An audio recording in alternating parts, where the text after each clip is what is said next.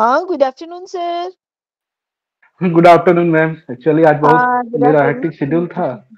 हाँ, नहीं हम समझ रहे सर, तो बच्चे लोग को भी हम ग्रुप में डाल दिए थे। जी और मैम। सीता या शालू थोड़ा ग्रुप में काइंडली डाल दीजिए बच्चों को ज्वाइन करने के लिए। मैं डाल दी थी सर, कोई इश्यू नहीं है। नहीं नहीं, ठीक है मैम। थैंक यू फॉर जी मैम सर, जी सर। कॉपरेशन। नहीं, थैंक यू सो मच। आज हमारे यहाँ प्रैक्टिकल का वावा बसी था ना, ये जी लाइब्रेरी सर। कैटलॉगिंग का। तो उसी हाँ में हाँ मैं पूरा हाँ। एंगेज था जिसमें कराने में। हाँ, नहीं हम समझ सकते सर, अपनी कमिटमेंट्स भी रहती है यूनिवर्सिटी की तरफ। शालू जी या जी मैम। सीता या कोई ग्रुप में डाल दीजिए ज्वाइन करने के लिए। मैं भी डाल देती हूँ। यस मैम, अभी डाल देते हैं। Okay, thank you so much.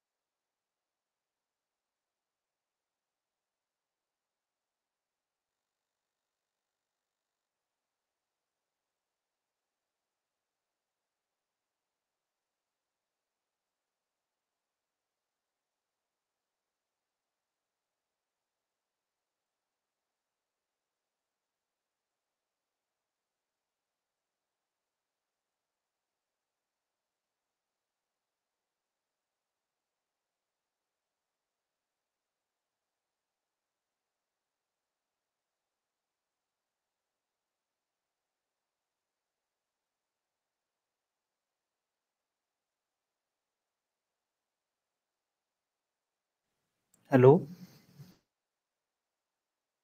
Ji sir. हाँ, good afternoon sir. Good good afternoon. Afternoon to all of you. ठीक है, तो अब जितने लोग ज्वाइन किए हुए हैं तो हम लोग क्लासेस क्या कंटिन्यू करें? यस जी सर। सर।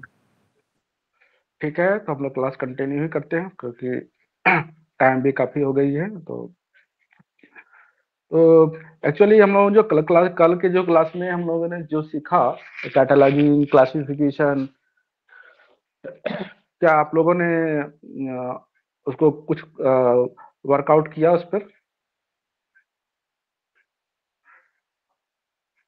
कुछ आप लोग उस पर एक्सरसाइज वगैरह किए हैं घर पे? जी सर। ठीक है, ठीक है। तो चलिए फिर हम लोग फिर पूछते हैं फिर। चलिए पहले स्क्रीन शेयर तो कर दें पहले, उसके बाद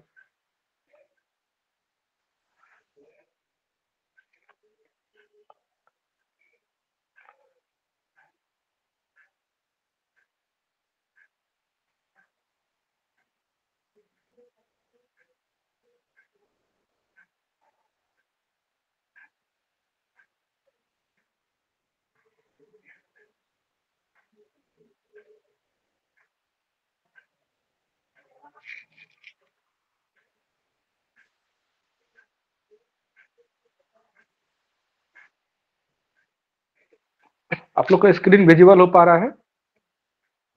यस सर। Yes sir. चलिए, तो अच्छा, प्रीवियस 2 क्लासेस में हम लोगों ने जो डिस्कस किया, अगर उससे कुछ क्वेरीज है तो आप कर सकते हैं, अदरवाइज कंटिन्यू करेंगे।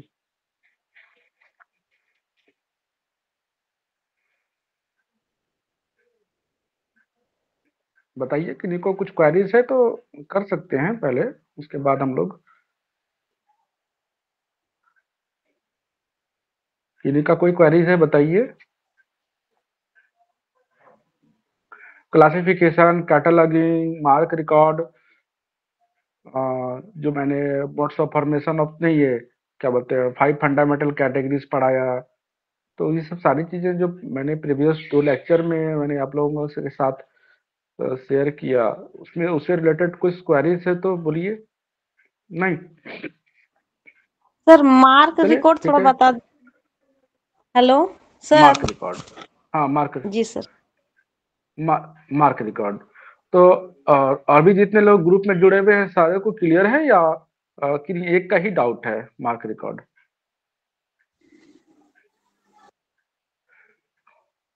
यस सर, मुझे भी थोड़ा मार्क डाउट रिकॉर्ड, था।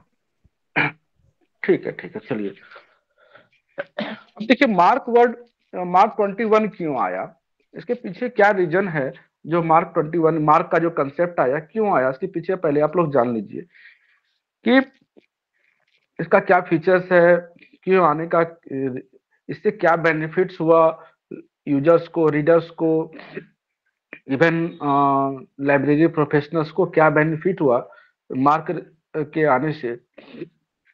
तो हम लोग पहले थोड़ा यदि प्रीवियस में जाते हैं तो हम लोग यदि देखते हैं ट्रेडिशनल लाइब्रेरीज, तो ट्रेडिशनल लाइब्रेरीज मैंने प्रीवियस 2 लेक्चर में बताया कि वन टाइम में एक ही यूजर्स लाइब्रेरी को, मतलब कैटलॉग को यूज कर सकते थे।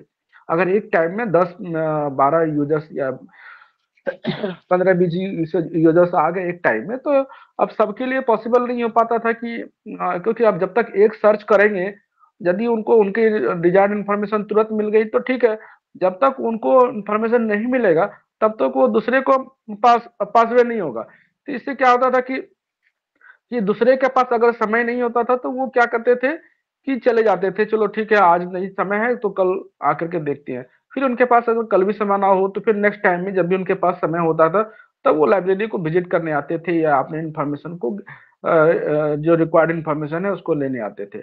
लेकिन इसके बाद ट्रेडिशनल लाइब्रेरी का स्थान ये आपका एशिया 2 ने लिया। फिर पहले तो बुक कैटलॉग वगैरह बहुत सारा हुआ करता था जो एक ही कैटलॉग बना करता था, वो एक ही टाइम में एक ही यूजर्स यूज करते थे उसको। लेकिन उसके स्थान पे फिर आया एशिया 2 का जो कंसेप्ट मैंने आप लोगों को प्रीवियस 2 लेक्चर में बताया कि एशिया 2 में क्या होता था कि अब अगर लाइब्रेरी में बहुत सारे यूजर्स एक टाइम में आ गए तो इंफॉर्मेशन उनको सर्च करना बहुत आसान हो गया। क्योंकि अगर मान लीजिए किनकी प्रत्येक लाइब्रेरी में पहले हुआ करती थी कि एक ही टैग बुक कैटलॉग, उसके बाद क्या हुआ एशिया 2 में एक ऑथर से कार्ड बन जाता था, फिर एक सब्जेक्ट से कार्ड, फिर एक टाइटल से कार्ड, ये सब सारे अब एक ऑथर। अब बुक कैटलॉग में क्या हुआ करता था कि अब एक ही ऑथर का एंट्री होता था, ओनली प्राइमरी ऑथर। उसके बाद सेकेंडरी ऑथर या थर्ड ऑथर या मोर देन 3 ऑथर का केस जब हुआ करता था तो वो उतना फिट नहीं किया जाता था, फिर ओनली से प्राइमरी ऑथर को ही वेटेज मिलता था। बट जब एशिया 2 का जो कंसेप्ट आया तो उसके बाद क्या हुआ कि सेकंड 2 ऑथर भी हैं, 3 ऑथर भी हैं या मोर देन 3 ऑथर हैं, तो सबको इंपॉर्टेंस मिलने लगा। उससे क्या होता था कि अगर मान लीजिए सपोज दैट एक बुक है कि भाई गोदान प्रेमचंद्र के द्वारा लिखा गया है, अगर 2 ज्वाइंट ऑथर उसको मिल करके लिखते हैं तो अगर प्राइमरी ऑथर मैं सिर्फ प्रेमचंद्र को जानता हूँ तो मुझे वही अगर बुक मिल पाएगी, अगर मैं दूसरे ऑथर को नहीं जानता हूँ तो मुझे बुक ही नहीं मिल पाएगी।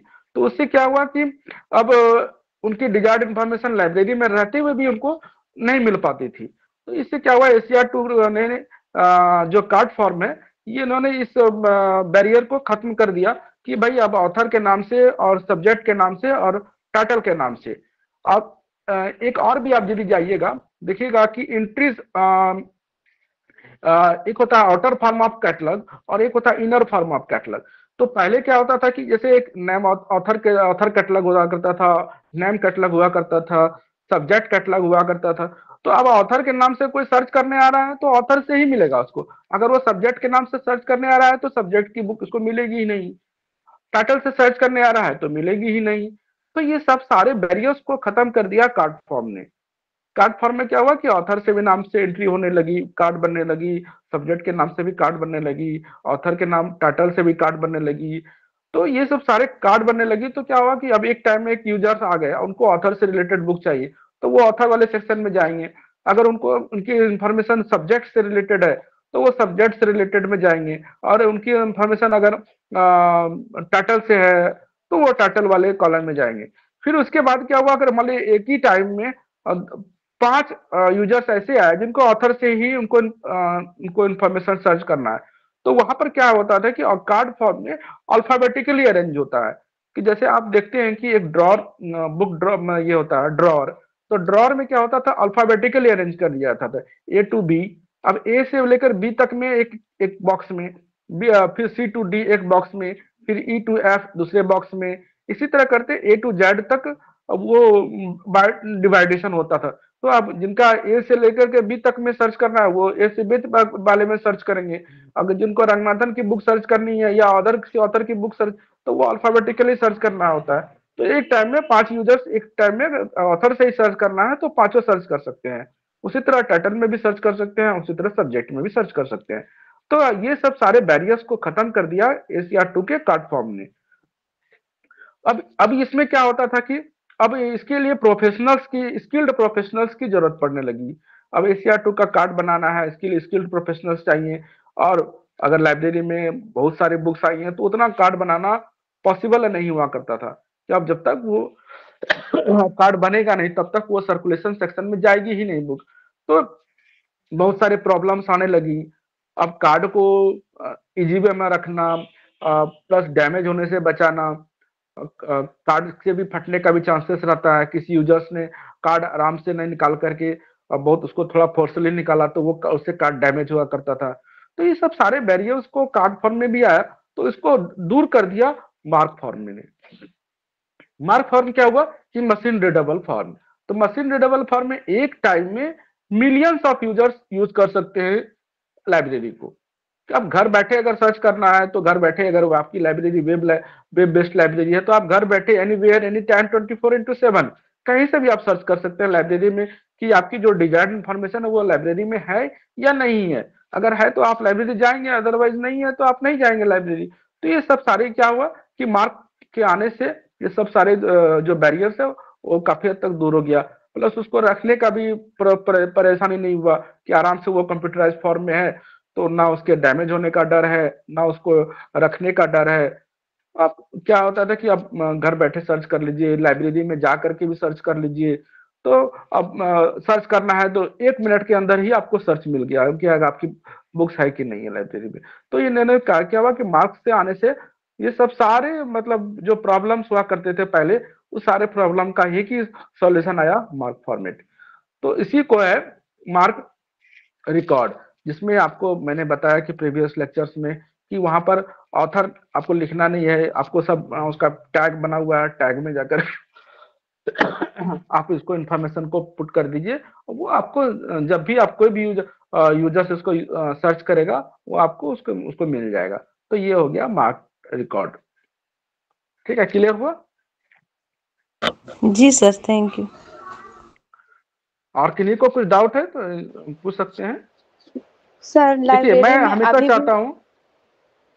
हाँ हेलो सर, बोले लाइब्रेरी में अभी हाँ, भी बोलिए। AACR का यूज होता है नहीं, कि देखिए, ऑटोमेटिक अब मान होने के लीजिए जो बाद? बहुत नहीं, ऑटोमेशन होने के बाद ACR2 का इंपॉर्टेंस खत्म हो जाता है। लेकिन ये चीज मैं आपको बता दे रहा हूं कि आप जिसे मार्क एंट्री करेंगे ना, तो आपको ACR2 का कार्ड नहीं बनाना है, बट ACR का रूल्स फॉलो करना है। जब भी आप मार्क एंट्री करेंगे तो अकॉर्डिंग टू ACR2 रूल्स कि आपको कहाँ कहाँ कनेक्टिंग सिंबल का लगना है, कहाँ पर आपको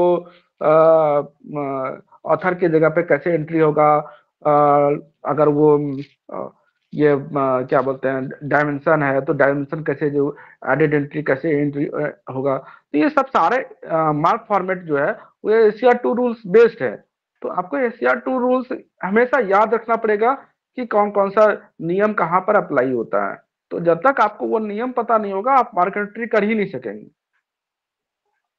तो अब मान लिया अभी अभी के लाइब्रेरी के समय में अगर कोई लाइब्रेरी नहीं बनती है, तो अब उसको क्या करना है, सॉफ्टवेयर के थ्रू काम करना है। जो भी काम करेगा वो सॉफ्टवेयर के थ्रू, वहां पर ACR2 बनाना नहीं है। अब बहुत ऐसी लाइब्रेरी है, जब आप नेशनल लाइब्रेरी जाएंगे कोलकाता में, तो वहां पर आपको ACR2 का मिलेगा, लेकिन अब वहां ACR2 का यूज नहीं रह गया। अब जो बन गई है कार्ड, तो उसको भी वो लोग ऑटोमेशन में कन्वर्ट करके आपको ऑटोमेटेड लाइब्रेरी हो चुकी है। तो वहां पर अभी आपको ACR2 का इंपॉर्टेंस ही नहीं दिखेगा, बट वहाँ कार्ड जितना है वो अभी एज इट इज है। अगर आप कभी भी जाए तो आप नेशनल लाइब्रेरी, तो आप देख सकते हैं कि ACR2 में कैसे अरेंज किया गया है कार्ड फॉर्म को, वो आप उसको सीख सकते हैं चीज।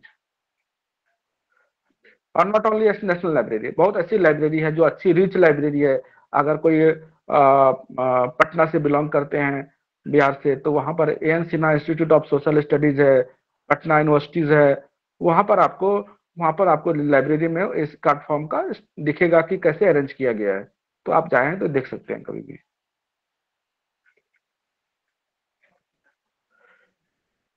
ठीक है। Yes sir.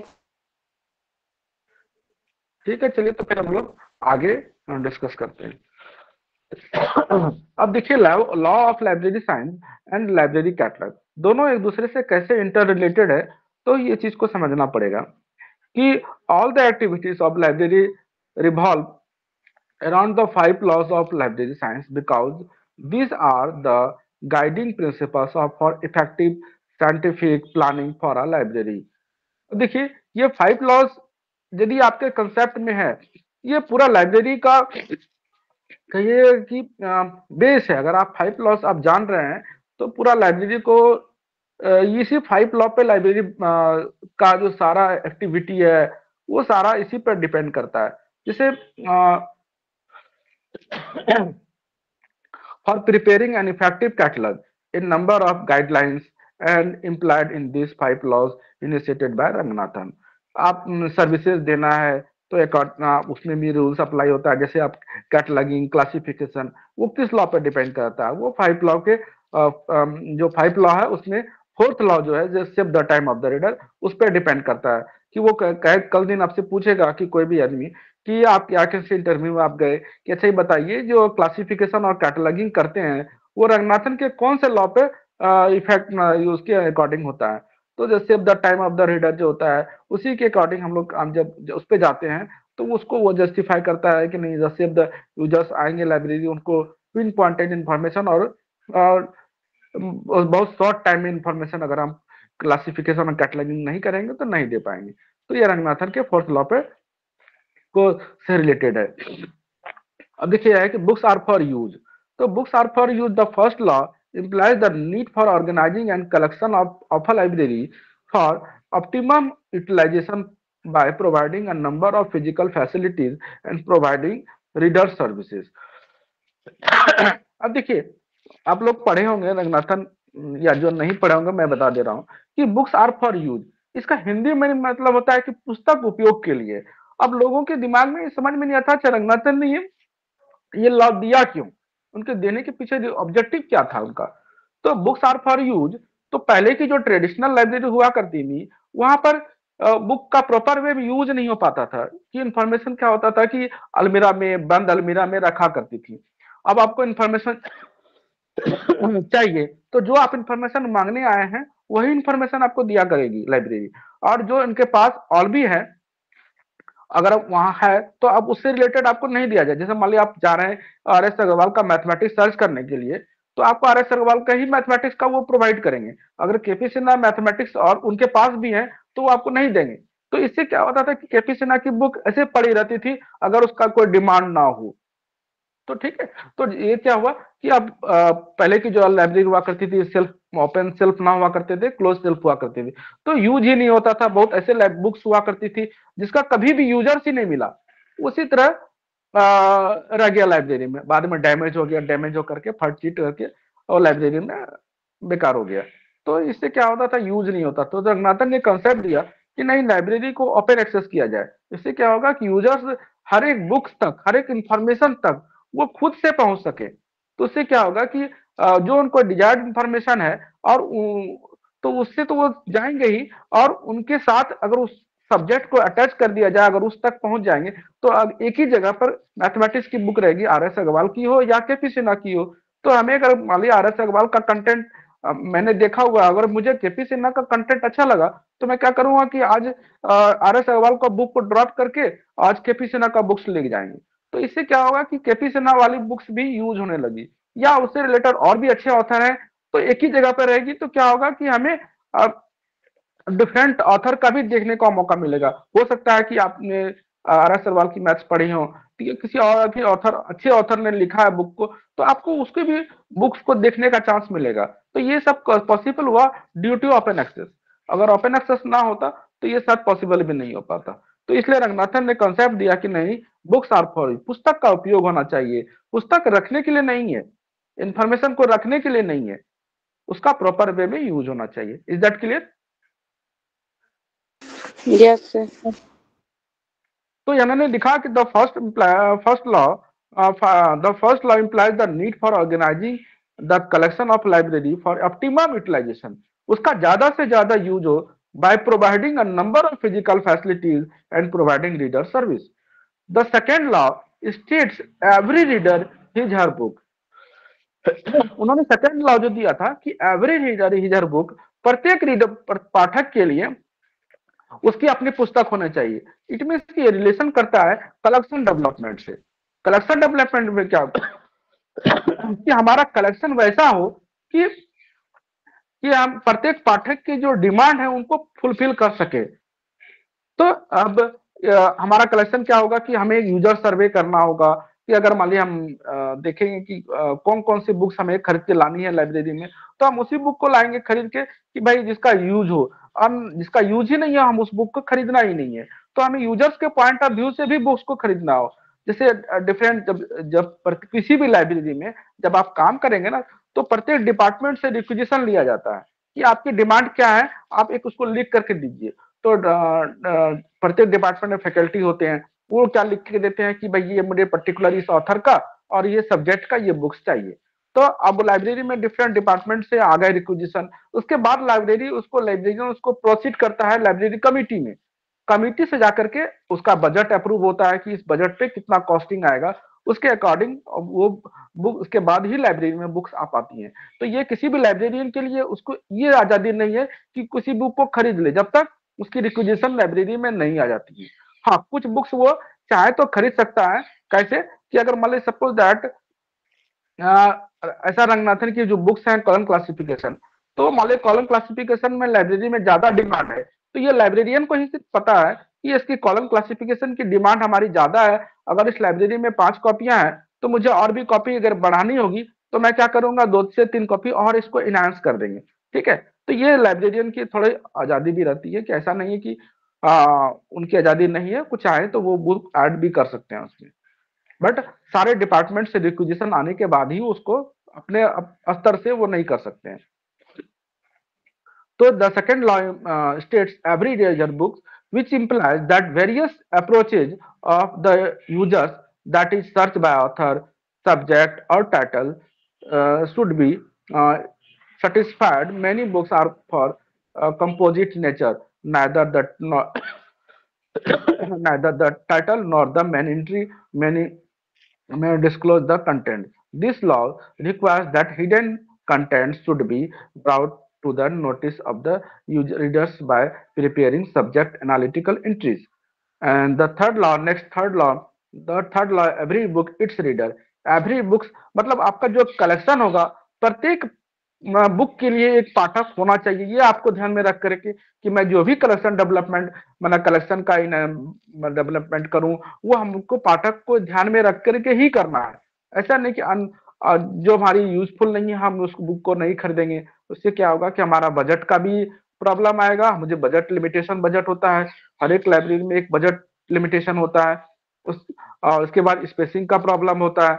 तो हमें ऐसे ही बुक को नहीं खरीदना है जो हमारा टाइम भी ले, बजट भी हमें बजट का प्रॉब्लम हो और स्पेस के भी प्रॉब्लम हो, तो हमें उसको ध्यान में रख के भी बुक को परचेज करनी पड़ती है।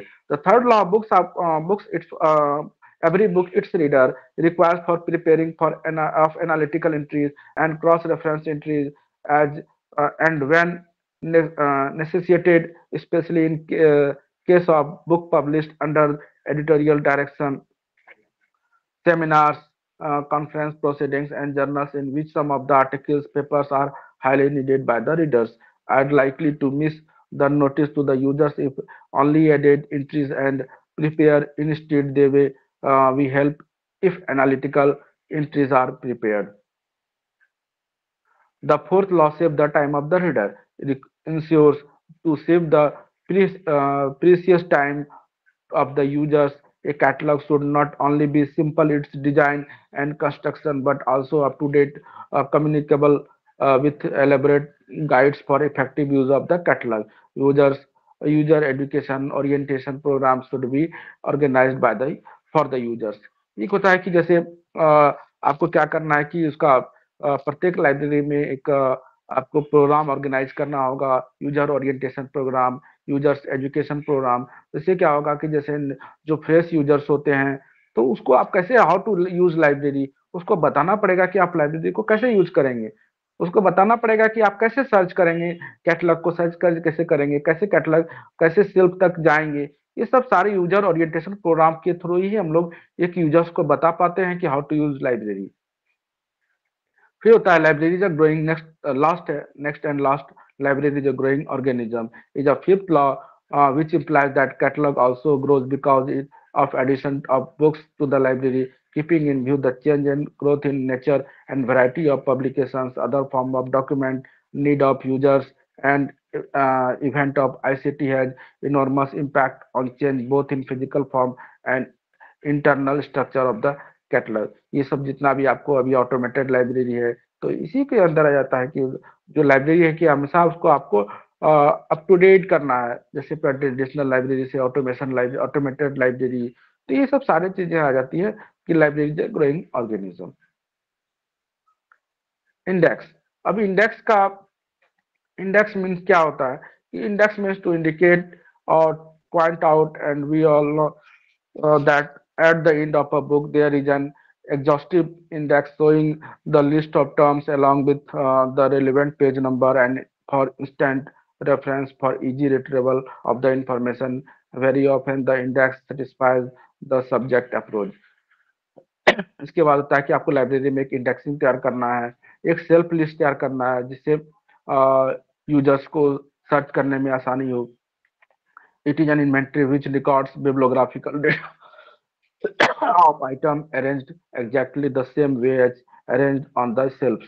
Each title is represented by a card mentioning the author, title, edition, number of volumes, number of copies, call number, and such other items as necessary. The call number determines the arrangement of the cards in the shelf list in the exact order of the arrangement of books on the shelves, and a reader can easily obtain the needed books from the shelf by this number. A shelf list thus serves principally for inventory and control of the collection. ये चीज आपको समझ में आया self list का? नहीं sir, थोड़ा और बता दीजिए। देखिए दीदी, जब किसी पॉइंट पे आपको समझ में नहीं आया या किसी जब मैं किसी पर डिस्कस करूं तो आप बाद में जैसे मैं क्लोज करने के बाद आप जस्ट उसको पूछ सकते हैं, क्योंकि मैं यदि आगे नेक्स्ट स्लाइड में जाऊंगा तो फिर रिवर्स आने में परेशानी भी होगी, आपके दिमाग में नहीं रहेगा। तो आप जब भी मैं किसी स्लाइड को आगे फर्दर उसको फॉरवर्ड करते हैं तो इससे बेटर है कि आप उसी टाइम पूछ लीजिए, तो आपके दिमाग में चीजें आ जाएंगी। तो सेल्फ लिस्ट क्या होता है कि हम अगर आप सेल्फ लिस्ट बना लेते हैं तो उससे क्या होगा कि जैसे आपने बुक्स को किस सेक्शन में कहाँ रखा है, किस सब्जेक्ट की बुक किस सेक्शन में है, किस अलमीरे में है, तो उससे आपको क्या होगा कि बुक्स तक एक रीडर्स को पहुंचने में आसानी होगी, और सेल्फ लिस्ट के थ्रू ही रीडर्स क्या होगा कि सेल्फ तक पहुंच पाएंगे। अब देखते हैं कि जब आप लाइब्रेरी आपके 1 फ्लोर 2 फ्लोर 3 फ्लोर की है, तो अब अभी एक यूजर्स आया, अब आपकी लाइब्रेरी बड़ी लाइब्रेरी है जहां पर मिलियंस ऑफ बुक्स या मान लो 1 लाख 2 लाख बुक्स हैं, तो जब तक आप उसको बताएंगे नहीं सेल्फ लिस्ट के थ्रू कि वो लाइब्रेरी कहाँ, बुक्स उनकी कहाँ है, जब मान लो 0 to 9 को आपने डिवीजन में लाइब्रेरी को बांट रखा है, तो अब एक ही सेक्शन में एक ही फ्लोर में तो सारी 0 to 9 नहीं आएंगी। अब हो सकता है कि उसमें 002 लेकर के आपके 300 तक मैंने ग्राउंड फ्लोर में रख दिया, 400 to 600 हमने क्या किया सेकंड फ्लोर में रख दिया, फिर 700 to 900 मैंने थर्ड फ्लोर में रख दिया। तो सेल्फ गाइड के थ्रू क्या होगा, हमें ये पता चल पाएगा कि किस सेक्शन में कौन सी किस सब्जेक्ट की बुक रखी गई। इसलिए सेल्फ गाइड बनाया, सेल्फ लिस्ट बनाया जाता है, और उसको यूजर ओरिएंटेशन प्रोग्राम के थ्रू में बता भी दिया जाता है कि कैसे आपको किस सेक्शन में बुक्स जाने को मौका मिलेगी। आप देखते हैं किसी लाइब्रेरी में जब आप इन करते हैं तो वहां पर पहले ही आपको एक तो आपको क्या मिलेगा, पिजन हॉल मिलेगा। जैसे आप किसी भी लाइब्रेरी एंटर करते हैं तो पिजन हॉल मिलता है। पिजन मतलब होता है कि आपकी जो आपका जो प्रॉपर्टी है, या तो पिजन हॉल बोलते हैं, प्रॉपर्टी काउंटर भी बोलते हैं। तो आप क्या करते हैं, जो आपके पास लगेज है या छोटा बैग्स है, आप उसके क्या करते हैं पिजन हॉल में रखते हैं। तो पिजन हॉल के बाद जैसे आप आगे बढ़ते हैं तो आपको एक सेल्फ गाइड मिलता है कि आपको जाना कौन सा है, किस सेक्शन में जाना है, साइंस वाले सेक्शन में जाना है या आर्ट्स वाले सेक्शन में जाना है। तो वो आपको बता देता है कि आपका आर्ट सेक्शन जो है वो आपके ग्राउंड फ्लोर में है, साइंस सेक्शन आपके फर्स्ट फ्लोर में है। तो ये सब सेल्फ गाइड बहुत हेल्प करता है यूजर्स को आपके डिजायर्ड इंफॉर्मेशन तक पहुंचने के लिए। तो is that clear? Yes sir. चलिए नेक्स्ट आता है हम लोगों का एक्सेशन रजिस्टर, जो आपके लिए जानना बहुत इंपॉर्टेंट है। एक्सेशन रजिस्टर तो it is a very important administrative record in which books either purchase और received through gift and exchange and are listed in chronological order date wise and assigned a number subsequently. The record contains the information about author, title, edition, date of publication, publisher, price, source of supply, sometimes the call number and remarks. And as it is a date-wise record of the collection and arranged according to serial number of the items, I cannot serve as a finding tool about the availability of documents of a library. ये accession register आपके लिए क्या होता है कि ये कल दिन कोई आपसे पूछ देगा कि स्टॉक रजिस्टर और एक्सेशन रजिस्टर दोनों में क्या डिफरेंशिएट है। तो स्टॉक रजिस्टर में आप एक लाइब्रेरी में है, तो स्टॉक रजिस्टर में लाइब्रेरी में जितने भी गुड्स होते हैं वो सब एंट्री होते हैं, ठीक है। बुक्स को गुड्स में नहीं रखा गया है, मैं आपको बता देता हूं, बुक्स को गुड्स में नहीं रखा गया है, बुक्स को एक्सेशन रजिस्टर में ही एंट्री होता है। इसलिए आप कभी भी किसी लाइब्रेरी में एक्सेशन रजिस्टर में ही, अब जिसमें बुक का एंट्री करेंगे आप उसमें स्टॉक रजिस्टर नहीं लिखिएगा, आपको लिखना है एक्सेशन रजिस्टर। एक्सेशन रजिस्टर और रिकॉर्ड रजिस्टर जो रिकॉर्ड वो अलग अलग होते हैं। रिकॉर्ड में जो लाइब्रेरी में जैसे फर्नीचर आ गए, कंप्यूटर आ गए, वो सब आ जाते हैं रिकॉर्ड रजिस्टर में। बट एक्सेशन रजिस्टर में ओनली बुक्स, डॉक्यूमेंट्स आपके चाहे वो परचेज के थ्रू हो या आपके डोनेशन के थ्रू हो, या डिफरेंट सोर्सेज से आपको डोनेट कर दिया या परचेज किया, उसको आप एक्सेशन रजिस्टर में एंट्री करना है। अदर आपके कंप्यूटर हैं तो उसको आप उसको उसमें रखना है। तो इसलिए आपको ध्यान में रखना है कि हमको कि एक्सेशन रजिस्टर और रिकॉर्ड रजिस्टर वो अलग अलग चीजें हैं। तो एक्सेशन रजिस्टर मैं यहाँ पे फिर लाइन को कर रहा हूँ। It is a very important administrative tool in which books either purchase, या तो बुक परचेज के द्वारा या रिसीव के द्वारा, थ्रू या एक्सचेंज, गिफ्ट के द्वारा या एक्सचेंज के द्वारा या परचेज के द्वारा, अनलिस्टेड इन क्रोनोलॉजिकल ऑर्डर। क्या करना है, एक क्रोनोलॉजिकल ऑर्डर में उसको एंट्री करना है, डेट वाइज, कि आपने आज के डेट में अगर बुक को परचेज किया है तो आपको आज, या आप आज मेंशन कर रहे हैं तो आप डेट वाइज ही मेंशन करेंगे। एंड असाइंड अ नंबर, एक नंबर उसको असाइन किया जाता है सब्सिक्वेंटली सीरियल के अनुसार। The record contains the information about author, जो रिकॉर्ड का जो उसमें कंटेंट होता है अबाउट ऑथर के बारे में, टाइटल के बारे में, एडिशन के बारे में, डेट ऑफ पब्लिकेशन के बारे में सारा डिटेल्स दिया जाता है कि वो पर्टिकुलर किस ऑथर के द्वारा क्या ऑथर है, इसका क्या टाइटल है, क्या एडिशन है, डेट ऑफ पब्लिकेशन क्या है, उसका पब्लिशर कौन है, प्राइस क्या है, सोर्स ऑफ सप्लाई कौन से सोर्स यानी परचेज है या डोनेटेड है, उसको आपको लिखना है। Sometime the call number and remarks, कभी कभी इसमें कॉल नंबर भी दिया जाता है, तो कॉल नंबर आपको उसमें मेंशन नहीं करना है क्योंकि एक्सेशन रजिस्टर में सिर्फ क्लास उसको एंट्री करना है, आपको ना उसमें कॉल नंबर लिखना है ना क्लास नंबर लिखना है। और रिमार्क्स में कभी कभी होता है कि किसी कुछ चीज का आपको लगता है कि नहीं कुछ रिमार्क्स देना है इसको, तो आप रिमार्क्स दे सकते हैं। तो ये सब लगभग 15 कॉलम होते हैं एक्सेशन रजिस्टर में, तो आपको 15 कॉलम में आपको हर एक बुक का एंट्री करना पड़ता है। तो वो आपका ओनली फॉर रिकॉर्ड, वो कैटलॉग नहीं है। कोई भी कल दिन बोल देगा कि नहीं हम एक्सेशन रजिस्टर से सर्च कर लेंगे, तो आपको एक्सेशन रजिस्टर उसको देना ही नहीं है। ये ओनली फॉर लाइब्रेरी रिकॉर्ड है, ये वेरी वैल्यूएबल इंपॉर्टेंट है लाइब्रेरी का, इसलिए आपके लिए इसको अच्छे से रखना ये आपके लिए मैंडेटरी है। It is a date wise record of the collection and arranged according to serial number of the item. It cannot serve as a finding tools. ये क्या बोल रहा है, इट कैन नॉट सर्व, जो मैंने आपको बोला, it can not serve as a finding tools, मतलब सर्च करने का ये टूल्स नहीं है about the availability of documents of library. Is that clear हुआ आप लोगों के सामने? सभी को क्लियर हो गया? एक्सेशन रजिस्टर समझ पाए? चलिए यस सर। अब देखिएगा, चलिए अब यहाँ पर है कि अब library catalogue, bibliography, publishers catalogue एक कंपैरेटिव स्टडी है कि आप, मैंने कल के प्रीवियस लेक्चर में बताया था कि आप एक लाइब्रेरी कैटलॉग और एक बिब्लियोग्राफी और एक पब्लिशर्स कैटलॉग ये दूसरे से डिफरेंशिएट कैसे करते हैं, कि बताते कि लाइब्रेरी कैटलॉग को क्या होता है, एक सर्टेन स्टैंडर्ड्स पर डिपेंड करता है, बट पब्लिशर्स कैटलॉग का कोई सर्टेन स्टैंडर्ड्स नहीं होता है, बिब्लियोग्राफी का कोई सर्टेन स्टैंडर्ड्स नहीं होता, बट लाइब्रेरी कैटलॉग का एक सर्टेन स्टैंडर्ड्स होता है, उसी स्टैंडर्ड्स पर वो फॉलो करती हैं, उसी पे आपको बनाना भी है। तो ये यूनिवर्सली एक्सेप्टेड होता है, कहीं भी आप जाएं तो वही स्टैंडर्ड्स फॉलो करना है आपको। तो पर्पस क्या है, to serve the users and satisfy the laws of library science. क्या करता है, to serve the users and satisfy किसको करता है, the law of library science को सेटिस्फाई करता है वो।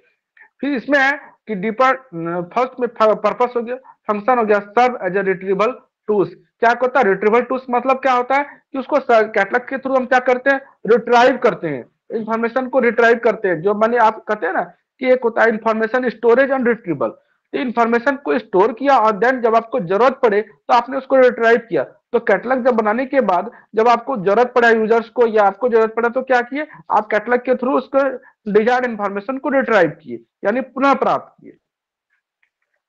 Scope, collection confined to a particular or group of libraries.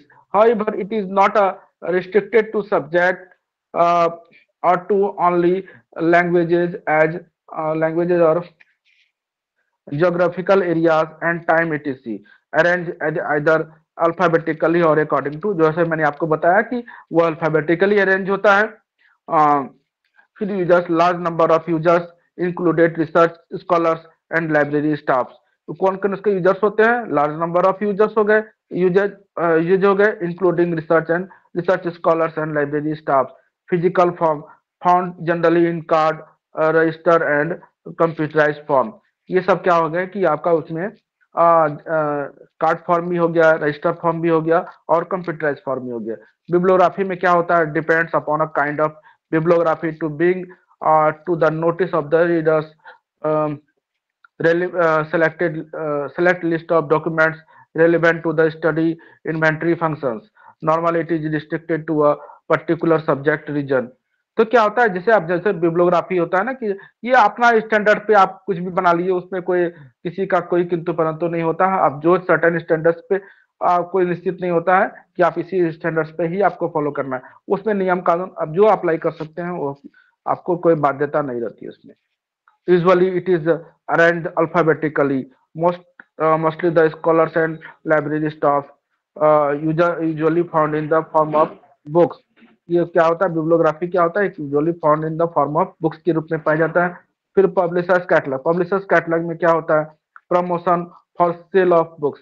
आपको उसका जो पब्लिशर्स कैटलॉग होता है वो किसके लिए? Promotion of for books and sale के लिए और प्रमोशंस के लिए आप उसको पब्लिशर्स कैटलॉग बनाते हैं हम लोग.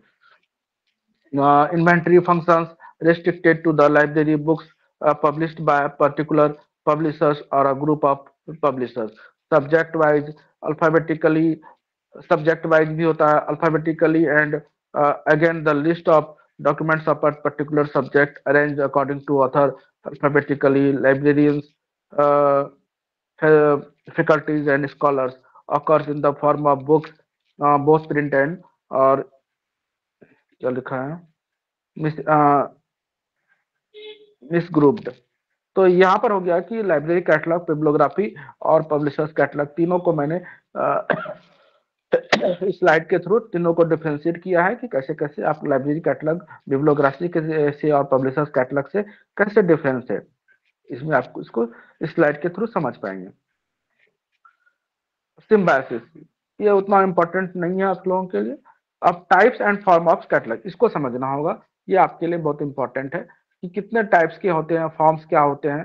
तो एक library catalogue has a long history of 1.5 century. It is evolved over the period of time. The evolution has taken place in the format as well as content of the catalog. Developments in document production and changing user needs have affected the library catalog. Information communication technology also played a role in the development in catalogs and cataloging. A catalog is discussed from point of view of its external form, physical appearance and internal form. देखिए यहाँ पर मैंने एक line है, यहाँ पर चीज को समझिएगा कि एक कैटलॉग क्या होता है कि एक दो तरह के होते हैं. जैसे एक इंटरनल फॉर्म ऑफ कैटलॉग होता है, एक आउटर फॉर्म ऑफ कैटलॉग.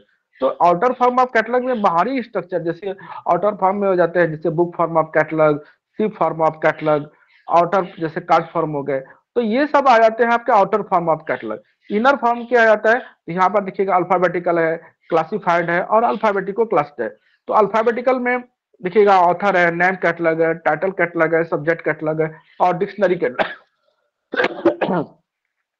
तो जैसे अब अल्फाबेटिकल कैटलॉग में अगर आते हैं तो ऑथर कैटलॉग. तो ऑथर कैटलॉग में हुआ करता था कि जैसे ऑथर का ही मेंशन होता था. अगर मुझे ऑथर नहीं पता है, सब्जेक्ट पता है, तो क्या होता था कि सर्च करने में मिलता ही नहीं था बुक.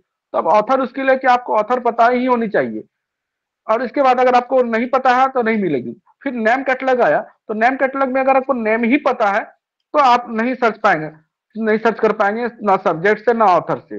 इसके बाद टाइटल आया. तो टाइटल में भी क्या हुआ कि टाइटल कैटलॉग बनने लगा. तो उसमें अगर आपको टाइटल नहीं पता है तो फिर आपको बुक्स नहीं मिलेगी. सब्जेक्ट में फिर सब्जेक्ट पता होना चाहिए तभी आपको बुक्स मिलेगी. तो ये सब सारी चीजें अगर आपको ऑथर में और या नेम में या टाइटल में सब में क्या है ना कि सब्जेक्ट से ही कैटलॉग बना, टाइटल से ही कैटलॉग बना, नेम से ही कैटलॉग बना, ऑथर से ही कैटलॉग बना. तो सब एक दूसरे के बाद आने लगा. लेकिन क्या हुआ, उसको सारे फिर भी देखा कि कुछ ना कुछ कॉम्प्लिकेशंस आ रहे हैं, फिर डिक्शनरी कैटलॉग बनाया गया।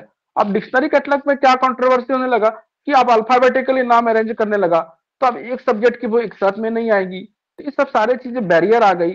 तो अल्फाबेटिकल कैटलॉग को दूर किया किसने? क्लासिफाइड कैटलॉग ने। अब क्लासिफाइड में क्या हुआ कि वर्गीकृत होने लगी, नंबर के थ्रू अरेंज होने लगा लाइब्रेरी, डीडीसी नंबर के थ्रू। तो ये सब सारी चीजें क्लासिफाइड कैटलॉग ने बहुत हद तक दूर कर दिया। और अल्फाबेटिकल क्लास में क्या होता है कि अल्फाबेटिकली और क्लास दोनों नंबर का के थ्रू अरेंज। तो यहाँ पर there are 3 types of number inner form of catalogue: alphabetical, class and alphabetical class. Author subject additionally fall in the categories of the alphabetical catalog. A classified catalog is so named because it is arranged in a classified order.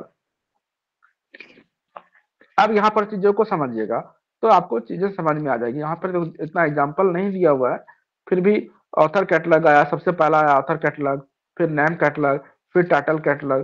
तो सभी ने सब में कुछ ना कुछ controversy रहा ही। तो इसी तरह करते करते अल्फाबेटिकल आया, डिक्शनरी कैटलॉग आया, क्लासिफाइड कैटलॉग आया, फिर अल्फाबेटिको क्लास्ड कैटलॉग आया। तो इस सब में कुछ ना कुछ रहा, फिर दूर करते हुए तब आया अब देखिएगा आउटर फॉर्म ऑफ या physical form of catalogue. Let's discuss about the different types of physical form of catalog, including their relative requirements. That is the criteria for selecting the best possible catalog, which can be used conveniently by the maximum number of readers, leading to least cost for its presentation and occupying less space. तो क्या हुआ कि कम से कम space हो, कम से कम space लगे। तो ये सब सारे क्राइटेरिया धीरे धीरे चीजों को दूर करते गया। Criteria for selection of the best physical mop का क्या कौन कौन सी क्राइटेरिया होनी चाहिए वो best physical form of catalogue के लिए। तो इस सब सबसे अभी आपके समय सबसे बेस्ट कट कार्ड अगर फिजिकल फॉर्म ऑफ कैटलॉग में बात किया जाए तो आपके आ जाता है कि कार्ड फॉर्म।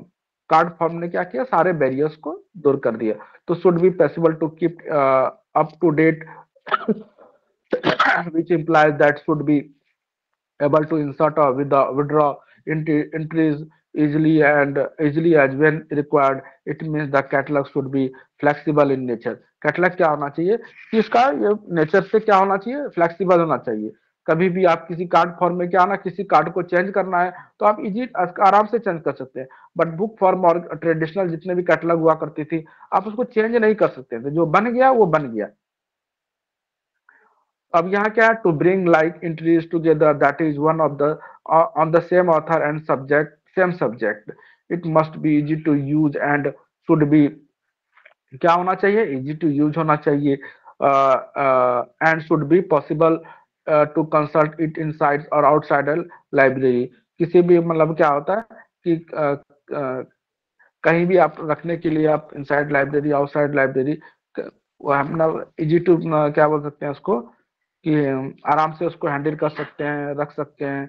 तो this is related to probability.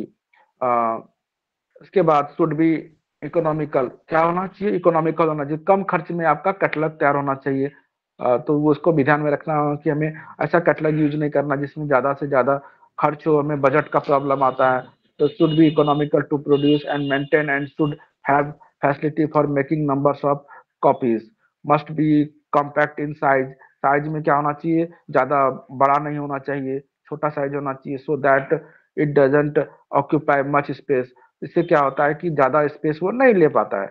तो इसलिए ज्यादा आपको जैसा कार्ड बनाना होगा जो ज्यादा स्पेस को ऑक्यूपाई नहीं करता हो। तो should provided multiple access point and ये क्या होना चाहिए कि प्रोवाइडेड मल्टीपल एक्सेस पॉइंट, मतलब आपका ऑथर से, सब्जेक्ट से, टाइटल से, एडिटर से सर्च करने के लिए उसमें उसके थ्रू हम लोग कर सकते हैं। And save the time of the reader, क्या होना चाहिए? यूजर्स का समय बचना चाहिए। So that at the time more number of readers can use this catalogue, क्या होना चाहिए कि एक टाइम में मल्टीपल यूजर्स इसको यूज करने का होना चाहिए। तो ये तो हो गया कि एक फिजिकल फॉर्म में या आउटर फॉर्म में क्या क्या होने चाहिए। ये चीज को आप लोग समझ पाए? समझ पाए आप लोग? Yes sir. इसका हर एक पॉइंट को समझ पाए कि फ्लेक्सिबल होना चाहिए, कॉम्पैक्ट होना चाहिए, इकोनॉमिकल होना चाहिए। मतलब एक एक पॉइंट को मैं बता देता हूँ। इकोनॉमिकल होना चाहिए, कॉम्पैक्ट होना चाहिए, मल्टीपल एक्सेस पॉइंट होना चाहिए कि मैं डिफरेंट यूजर्स के डिफरेंट अप्रोचेस को पूरा करता हूँ। वो सब ध्यान में रखते हुए आपको save the time of the reader हो, तो ये सब सारे पॉइंट को हमें नोटिस रखते हुए कैटलॉग कार्ड बनाना है। ठीक है सर अब बताए बाउंड यहाँ रजिस्टर। हाँ बोलिए। सर यहाँ बताएं साइज में छोटा होना चाहिए, बट इसका साइज तो शायद डिफाइन होता है ना सर, 5x3 इंचेस। हाँ तो वही तो छोटा हो गया ना। अगर मैं ट्रेडिशनली अच्छा मैं बात करूं बुक फॉर्म ऑफ कैटलॉग, तो बुक फॉर्म ऑफ कैटलॉग क्या हुआ था एक बड़ा बुक। आप बहुत से लाइब्रेरी में देखेंगे ना कि आप कैटलॉग सर्च करेंगे तो एक बड़ा टेबल में आप ओपन करेंगे कैटलॉग को, तो यदि क्या बोल सकते हैं उसको कि अगर छोटी टेबल है तो उसके लिए आपको क्या होगा कि कैटलॉग नीचे लटक जाएगा सर्च करने में। आपको रजिस्टर भी दिखेगा कि किसी किसी लाइब्रेरी में बहुत बड़ी रजिस्टर है, मतलब एक छोर से दूसरे छोर में जाने के लिए आपको एंट्री करते करते हालत खराब हो जाएगा। तो इसलिए है कि एक्सेशन रजिस्टर भी उसका जो अभी जो स्टैंडर्ड फॉर्मेट है उस स्टैंडर्ड फॉर्मेट पे होना चाहिए। कैटलॉग का भी स्टैंडर्ड फॉर्मेट है, जो आपका कार्ड फॉर्म है वो स्टैंडर्ड फॉर्मेट है। तो आपको स्टैंडर्ड फॉर्म में मार्क 5x3 में ही आपको पुट करना है।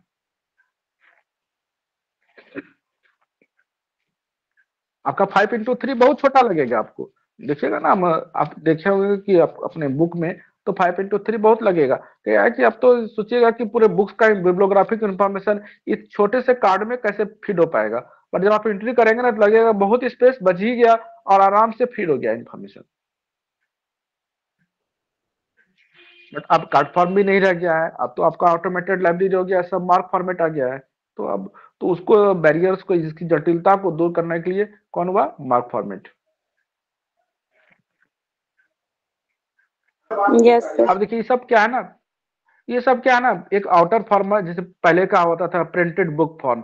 अब बुक फॉर्म ऑफ कैटलॉग हुआ करता था, सिप फॉर्म हुआ करता था, अब ये है लास्ट में कार्ड फॉर्म।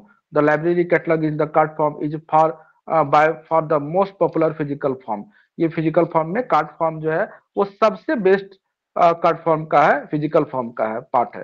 तो it is widely prevalent in libraries throughout the world including India. ये कार्ड फॉर्म क्या है ना कि नॉट ओनली इंडिया, पूरे वर्ल्ड में ये पॉपुलर हो गया है physical form of card form. ठीक है, तो in this form the bibliographical elements of every documents are recorded on a single card. एक बुक का पूरा बिब्लियोग्राफिक इंफॉर्मेशन क्या होता है एक सिंगल कार्ड फॉर्म में ही आ जाता है। This method of representing every document on a single card is known as the unit card principles. This card stands in card tray। क्या करता है ये कार्ड जो है एक कार्ड ट्रे में या कैबिनेट में विद द पंच्ड होल। आपको मैंने प्रीवियस लेक्चर में बताया था ना कि पंच्ड होल, पंच्ड होल किस में दिया जाता है, किस लिए दिया जाता है, क्योंकि हर एक कार्ड जब आप ट्रे बॉक्स में जब आप कार्ड को डालेंगे तो क्या होता है कि पंच होल दिया जाता है, और इसके स्टार्टिंग पॉइंट से आप ड्रॉर खोलते हैं तो देखते हैं ना कि नोब लगा रहता है। तो नॉब जो है ना वो तो जब घर में आप नॉर्मली यूज करते हैं तो सिर्फ बाहर खींचने के लिए होता है, बट आप जब लाइब्रेरी में जाएंगे ना तो वो नॉब जो है ना वो एंड पॉइंट तक एक रॉड के थ्रू कनेक्ट होता है, और हर एक कार्ड को क्रॉस करते हुए नॉब जो है लास्ट में रॉड वो जा करके एंड पॉइंट पे टाइट होता है। इससे क्या होता है कि कार्ड फॉर्म को कैटलॉग को कोई निकालना भी चाहे ना तो निकाल नहीं सकता है। तो इसका इमेज अभी मेरे पास नहीं है तो मैं समझा पाता आपको, क्योंकि जो भी मेरा पीपीटी बनाया हुआ है इसमें अभी इमेज नहीं है। ठीक है, तो आप प्रैक्टिकली में इमेजिन कर लीजिए कि जैसे आपके घर में ड्रॉर है, ड्रॉर में क्या होता है सिर्फ नॉब लगा रहता है, सिर्फ ड्रॉर को बाहर खींचने के लिए। बट लाइब्रेरी में जो नॉब लगाता है वो इंड पॉइंट से स्टार्टिंग पॉइंट से इंड पॉइंट तक एक रॉड लगा रहता है, हर एक कार्ड के पंच हॉल से क्रॉस करते हुए इंड पॉइंट तक पहुंच करके टाइट होता है। इससे कार्ड कोई निकाल नहीं सके बाहर। Is that clear? आप लोग इमेजिन कर पा रहे हैं? Yes sir. ठीक है, तो इसी को बोलते हैं कार्ड फॉर्म का फीचर्स।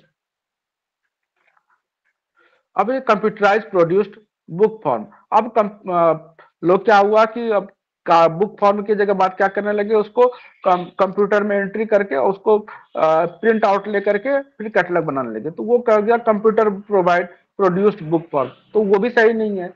फिर आया लास्ट में माइक्रोफॉर्म। अब यहाँ देखिए microform, in microform catalogue entries were greatly reduced and print upon और फिल्म द फीस। फिल्म और फीस क्या है ना, ये एक तरह से कहिए कि एक स्टोरेज डिवाइस है। The microform can not be read by naked eyes, मतलब इसको आप माइक्रोफॉर्म कैटलॉग को आप खुली आंख से नहीं दे सकते हैं। सुटेबल माइक्रोफॉर्म रीडर, इसके लिए क्या होना चाहिए, एक माइक्रोफॉर्म रीडर होना चाहिए। तो इसलिए magnifies and reduced image on the film piece and projects them on the onto on screen is necessary consulting a microform catalog।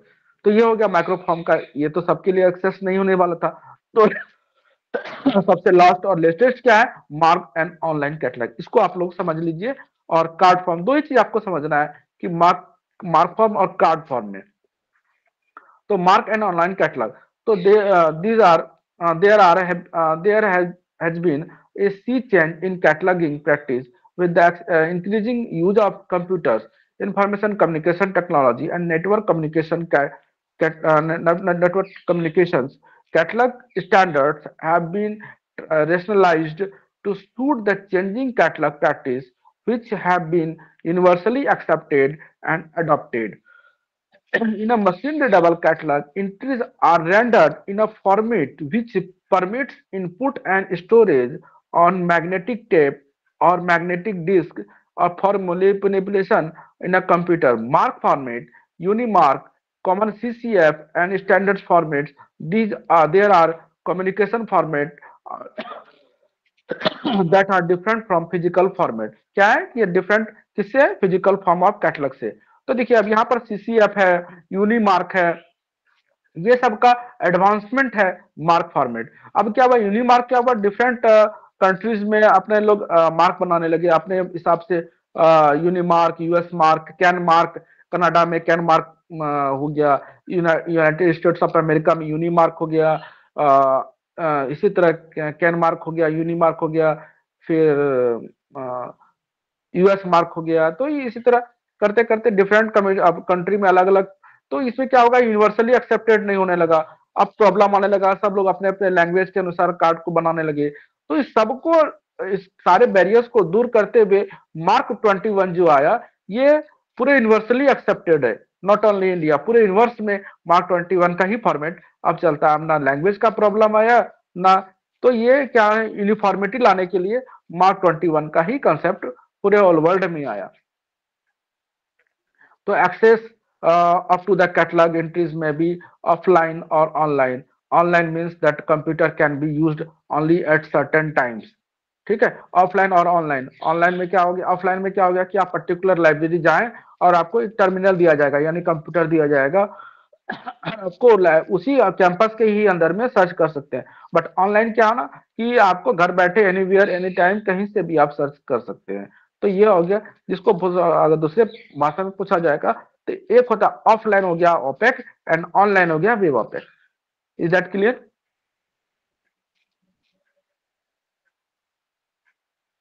सबको समझ में आया यस सर, चीजें? Clear. Yes sir, clear. Clear है, चलिए अच्छी बात है। फिर CD-ROM कैटलॉग है, इसमें भी CD-ROM एक तरह से डेटाबेस है, read only compact disk read only memory। It is a mark based compilation of bibliography records distributed on CD-ROM, supported with the software। CD-ROMs are optical disks, and with the help of laser beams it can be written and recorded। It is only one of the format like the microform that provides excellent search facilities। The introduction of the line computer produced book and computer out from catalog was a milestone in the history of library catalog in terms of production and maintenance। It reveals many of the problems in card catalog production and effective maintenance. ये सब क्या होता है कि जितने भी card catalogues और के प्रोडक्शन, उसके मेंटेनेंस में जो भी बैरियर्स हुआ करती थी, चाहे वो स्पेसिंग का प्रॉब्लम हो, बजट का प्रॉब्लम हो, स्किल्ड प्रोफेशनल्स की प्रॉब्लम हो, तो ये सब सारे बैरियर्स को दूर करने के लिए ही मार्क फॉर्म और CD-ROM फॉर्म का कैटलॉग आया। अब देखिए यहाँ पर फॉर्मेट है, तो यहाँ पर फॉर्मेट है कि चलिए अब आज तो ज्यादा उतना डिस्कस अभी फिलहाल अब नहीं करेंगे, अब आगे फिर कुछ स्लाइड्स को कल डिस्कस करेंगे हम लोग। कल आप लोगों का लास्ट है 223 और 223 पर लेक्चर, तो कल हम लोग जो भी है उसको कल लेक्चर करेंगे। तो आज और कुछ प्रॉब्लम्स है या कुछ क्वेरीज है तो आप हमसे पूछ सकते हैं, कुछ एनी क्वेरीज। सर ये फोर्थ रूल में save the time of reader का जो बताए थे कि यूजर्स को बैठा के शायद कुछ चीज बताया जाता है कि कैसे यूज किया जाए, वो कैसे होता है? यूजर्स को बता करके नहीं नहीं, save the time of the readers वो अलग चीजें हैं। और मैंने आपको बताया कि यूजर्स जैसे ओरिएंटेशन बताए ना प्रोग्राम होता है कि प्रोग्राम करके कुछ इन्फॉर्मेशन दिया जाएगा कि कैसे सर्च करे, वो चीज सर बताइए। हाँ हाँ हाँ, वो इसको बोलते हैं यूजर ओरिएंटेशन प्रोग्राम। ठीक है, तो यूजर ओरिएंटेशन प्रोग्राम के थ्रू एक यूजर्स, अब जो लाइब्रेरी में न्यू यूजर्स होते हैं, तो न्यू यूजर्स कैसे जान पाएंगे कि कैसे लाइब्रेरी को यूज करना है, तो उनको यूजर ओरिएंटेशन प्रोग्राम के थ्रू ही बताया जाता है कि कैसे सेल्फ तक पहुंचना है, कैसे लाइब्रेरी कैटलॉग को यूज करना है, चाहे वो आपका ऑनलाइन कैटलॉग हो या आपके कार्ड फॉर्म ऑफ कैटलॉग हो, या तो उसको बताना कैसे बताएंगे, तो आप यूजर ओरिएंटेशन प्रोग्राम करेंगे। जैसे सपोज दैट आपको साइंस डिपार्टमेंट है, तो साइंस डिपार्टमेंट में आप नए एडमिशन जो होते हैं, तो आप जब आपके नए यूजर जब एडमिशन यूनिवर्सिटी में या कॉलेज में आप जहां भी हैं, किसी लाइब्रेरी में काम कर रहे हैं, तो आप मतलब स्कूल लाइब्रेरी में काम कर रहे हैं, तो हर एक साल एडमिशन होता है, तो एडमिशन होता है तो आपके नए यूजर्स बनते हैं, तो उस नए यूजर्स को आपको ओरिएंटेशन प्रोग्राम देना है आपको, कि आपको कैसे लाइब्रेरी यूज करना है, पिन पॉइंट मतलब पिन साइलेंट रखना है, उसके बाद आपको कैटलॉग कैसे यूज करना है, सेल्फ तक कैसे पहुंचना है, तो ये सब सारी चीजें जो है ना, आप यूजर ओरिएंटेशन प्रोग्राम के थ्रू इसको बताया जाता है। ओरिएंटेशन मतलब होता है कि उसको न्यू चीजें, ठीक है। तो save yes the time of the reader है कि save the time of the जो रीडर है, रंगनाथन का जो फोर्थ लॉ है कि आप जो यूजर्स के समय को कैसे बचाएंगे। ये the save the time of the reader मतलब पुस्तक का, इसका हिंदी का मीनिंग होता है कि पाठक का समय बचाएं। तो पाठक का समय कैसे बचाएंगे, आप उसको कैटलॉगिंग क्लासिफिकेशन करके ना बचा पाएंगे। अगर आप क्लासिफाई नहीं करेंगे बुक्स को, तो आप सेल्फ तक रख नहीं पाएंगे प्रॉपर वे में, कैटलॉग नहीं बनाएंगे तो वो बुक्स तक कैसे पहुंचेगा। उसको नंबर नहीं पता है कि आपका फिजिक्स में 530 आता है और केमिस्ट्री में 540 आता है, उसको नंबर रखने की भी जरूरत नहीं है याद, उसको वो कैटलॉग कार्ड के थ्रू ही उस पर्टिकुलर नंबर से उस पर्टिकुलर सेल तक पहुंचेगा।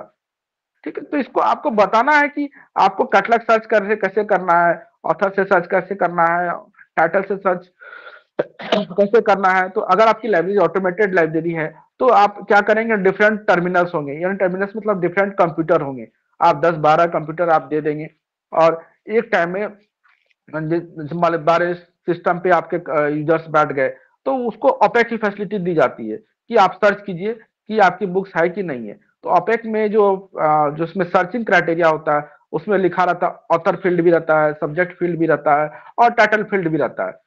तो वहां पर वो अपना ऑथर डालेगा, उसको उससे रिलेटेड, उस ऑथर से रिलेटेड डिफरेंट बुक्स मिलेंगी उसको, फिर उसको जो चाहिए वो अपनी बुक्स को ले लेगा। ठीक है, और उसी तरह सब्जेक्ट में जाएगा, मान लो सर्च करेगा लाइब्रेरी साइंस, तो लाइब्रेरी साइंस की डिफरेंट उसको मिल जाएगी बुक्स, तो उसको जो चाहिए फिर वो ले लेगा। फिर आप मान लो सब ऑथर हो गया, टाइटल टाइटल से सर्च करेगा, मान लो सपोज दैट कॉलम क्लासिफिकेशन, तो कॉलम क्लासिफिकेशन अगर वो सर्च करने आएगा तो कॉलम क्लासिफिकेशन रंगनाथन ने भी लिखा है और कॉलम क्लासिफिकेशन किसी और ने ऑथर ने भी लिखा है, तो उसको सारा मिल जाएगा कि कॉलम क्लासिफिकेशन किसने किसने लिखा है, तो उसको सारा चीज मिल जाएगा वो चीज। तो ये सर्चिंग क्राइटेरिया है, और सर्च किसके थ्रू होता है, ओपेक के थ्रू होता है। तो आपको समय कैसे बचाएंगे कि आप उसको कंप्यूटर की फैसिलिटी देंगे, ओपेक की फैसिलिटी देंगे, तब उसका समय बचेगा। तो आपके लिए उसको क्या करना होगा, लाइब्रेरी को क्या करना होगा, उसके लिए प्रॉपर वे में क्लासिफिकेशन करना होगा, अरेंजमेंट करना होगा, कैटलॉग बनाना होगा, तो ये सब सारी चीजें है, तभी आप यूजर्स के समय को बचा पाएंगे। आई समझ में? Yes yes sir. चलिए ठीक है, अच्छी बात है। और किन्हीं का कुछ डाउट?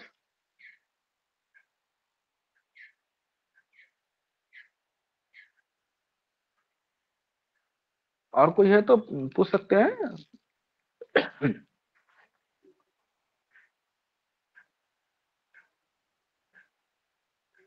सर कल आप सीसी का कोई वो हाँ देने वाले थे पीडीएफ, वो दिए नहीं सर। एक्चुअली मैं इधर भी मैं बिजी ही था, 3 बजे तक 3:30 बजे तक मेरे मैं प्रैक्टिकल चल रहा था। तो आज मैं देखता हूँ मेरा पास समय थोड़ा है शाम को अभी, तो मैं किसी ने रिक्वेस्ट कर दिया है तो मैं आज को दे दूंगा, तो वो उसे पोस्ट करवा देंगे ग्रुप में। सर इंडेक्स इंडेक्स हाँ के बारे में कुछ, इंडेक्स इंडेक्स के के बारे में बारे में। देखिए, इंडेक्स, हाँ ठीक है, मैं इंडेक्सिंग, ठीक है, उसमें भी बहुत सारे हैं। अब इंडेक्सिंग में भी इंडेक्स और इंडेक्सिंग में भी है, जैसे प्री कोऑर्डिनेट इंडेक्सिंग है, पोस्ट कोऑर्डिनेट इंडेक्सिंग है। प्री कोऑर्डिनेट में कितने आते हैं, पोस्ट कोऑर्डिनेट में कौन कौन से आते हैं, तो इसका लेक्चर जो है मैं कल दे दूंगा आपको, आज नहीं दे पाए क्योंकि आज मैं दिन भर मैं काफी परेशान भी था, इसलिए मैं 3 बजे का शेड्यूल मैंने मैडम को बोल करके उसको चेंज करवाया कि मैं 4 से आगे कर रख दीजिए तो मैं क्लासेस को ले पाऊंगा। तो मैं प्री जी कोऑर्डिनेट, सर पोस्ट ठीक है। कोऑर्डिनेट, तो हाँ कल के क्लास में फिर मैं इसको डिस्कस करूंगा। कल आपकी 3 बजे से ही क्लास होगी। Okay sir, thank you sir. Thank you sir. Okay welcome. ठीक है, तो आज इतना ही, और किसी को कुछ डाउट है तो फिर पूछ सकते हैं। अभी जो मेरे जितने भी स्लाइड्स से रिलेटेड कुछ क्वेश्चन है तो कर सकते हैं। Okay sir. हाँ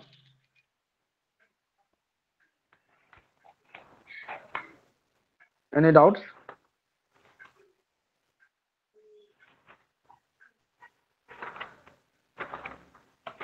अगर अगर आप लोग के लिए पॉसिबल हो तो क्या आप लोग म्यूट कर सकते हैं वीडियो? मैं एक स्क्रीनशॉट ले लूंगा। जिनके लिए पॉसिबल है वो वीडियो ऑन कर दीजिए, और जिनके लिए पॉसिबल नहीं है वो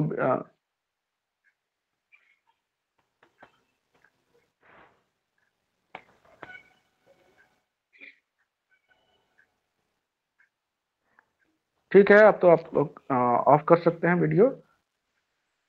अच्छा ठीक है, एक और जुड़ रहे हैं, उनका भी ले लेते हैं स्क्रीनशॉट। ठीक है, तो आप वीडियो ऑफ कर सकते हैं आप लोग अपना। और आज की प्रेजेंटेशन इतना ही हुई, और कल फिर हम लोग 3 से 5 के सेशन में ही जुड़ेंगे। Thank you all, have a nice okay day. Sir, thank you. Thank you sir.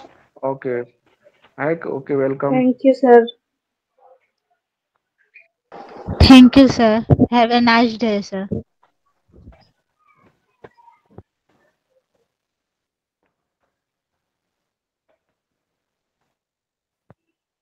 क्यों किसी ने इंटर्नशिप स्टार्ट कर दी क्या?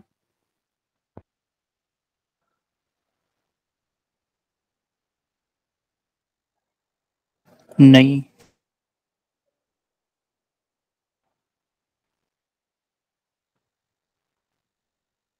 Okay thank you.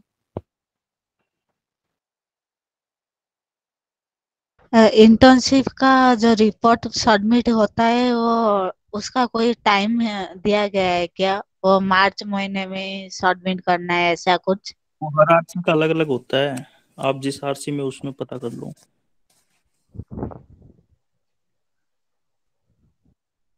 ओके। तो शायद असाइनमेंट के साथ ही सबमिट होती है। पता नहीं है, कोई आइडिया नहीं है उसका। नहीं, बाद में भी लेसन जब कोर्स किया था एक, तब मैंने उसी के साथ सबमिट किया था इंटर्नशिप रिपोर्ट। नहीं, असाइनमेंट के बाद भी कर सकते हैं। वो क्या है कि मैंने जो लाइब्रेरी में गई थी इंटर्नशिप के लिए, उसने बोला कि अप्रैल मंथ में आओ सिखाएंगे, तो इसलिए पूछ रही थी। और असाइनमेंट तो हो गए होंगे सबके कंप्लीट? नहीं, अभी बाकी है। 2 to 7 का थोड़ा प्रॉब्लम इसमें। मैं सोचा आप बनाने के लिए पूछ रहे हो। क्या? मैं सोचा आप बना के देने के लिए पूछ रहे हो। नहीं।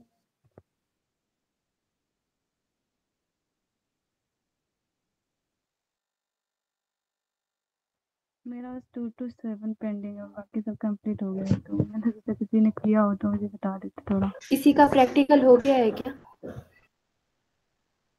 हाँ, अब प्रैक्टिकल तो मेरा ये नहीं करा है।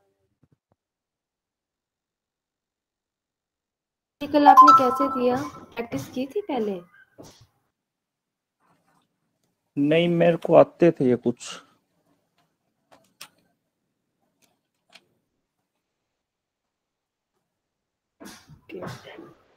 प्रैक्टिकल को भी लिख के सबमिट करना है?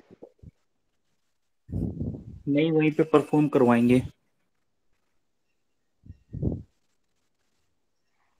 अच्छा, 2 to 8 का जो लास्ट क्वेश्चन है, जो न्यूज़पेपर क्लिपिंग का, वो किसी का हो गया है क्या? नहीं, मैंने तो नहीं किया है।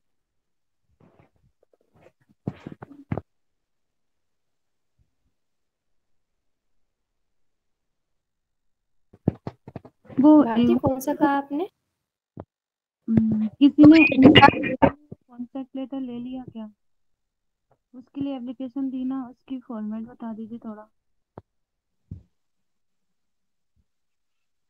किसका? मैंने सुना नहीं। जो इंटर्नशिप के लिए आप आरसी से कॉन्टैक्ट लेटर लेकर आई होगी ना, तो उसके लिए एप्लीकेशन दी पहले आपने? जी, कॉन्सन लेटर तो मैंने नहीं आई, लेकिन बोनाफाइड सर्टिफिकेट आरसी ने प्रोवाइड करवा दिया है अपनी तरफ से। क्या बोला आपने उस तरीके से? Bona fide certificate. अच्छा, ये भी लेना पड़ेगा क्या कॉन्टैक्ट लेटर के साथ? वो वो तो हमारे रीजनल प्रोवाइड करवा दिया है।